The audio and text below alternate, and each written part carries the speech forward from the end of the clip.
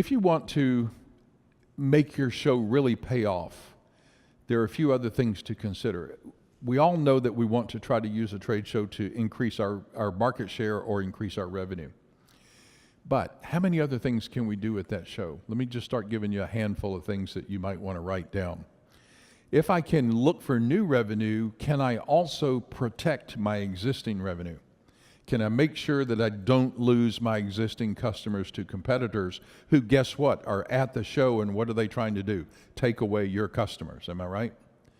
So use the show not only to look for new revenue opportunities, but look to protect your existing revenue opportunities and to grow your existing revenue base by upselling or cross-selling at the show to your existing customer base. So then you've also got the whole channel and distributor scenario, who really are technically customers because they write checks to your business. So one of the first stops to make in planning for developing your targets for a show is to sit down with the sales team and say, who should we be inviting and what is it we need to do with them, or what do we want them to do as a result of the visit?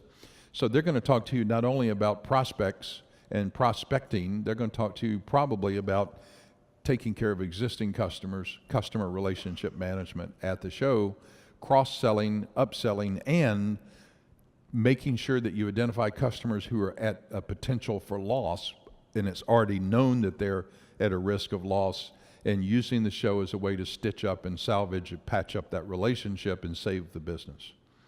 Okay. You should be definitely talking to your PR, advertising, and corporate communications folks to find out how they can use the show to accomplish their goals. Maybe they can manage press relationships. They can influence people who are writing editorial, the analysts and the editors in the industry press who are writing statements about the market in general and writing about your company. If they're good, they can go and actually do what's called earning you free media or earned media, where being able to bring the press effective information and things like digital assets like video and product pictures and pictures of things that relate to things that are newsworthy, that you can manage the press to end up with a good deal of free advertising after the event. You show up in the editorials or on the news in industry periodicals. So you want to find out also who your PR have as targets. For example, you may need to try to influence a senator or a representative. You may need to influence a standards body to be able to have your product more easy to sell, or even to be able to sell your product legally may require a change in a regulation. So trade shows are where these people are. So your PR and your advertising people can probably add to your target list. Then operations and customer service. You know, the profit equation has two elements. One, our revenue, and two, our cost, and whatever's left between those two is profit. Trade shows are a tremendous opportunity to reduce cost by doing things using the trade show as a base that are cheaper than doing them otherwise.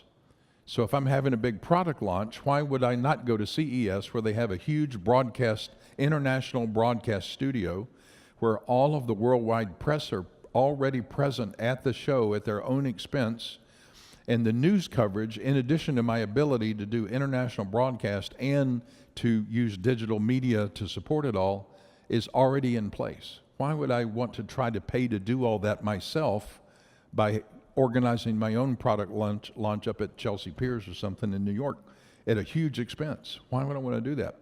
Well, the cost savings associated with doing it at the show are huge, and the increase in effectiveness is huge. And that cost savings may be more than the entire show budget, as an example. Okay.